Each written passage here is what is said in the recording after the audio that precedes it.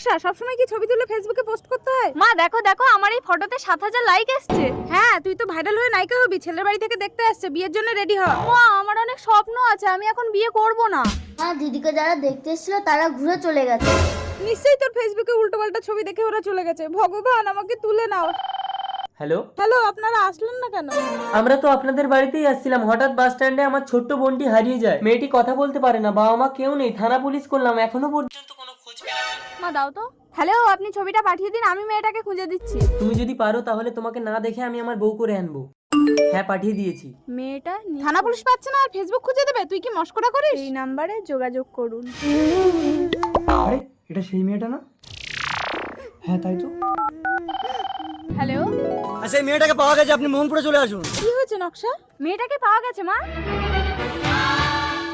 দাদা, তিন্নি, তুই কোথায়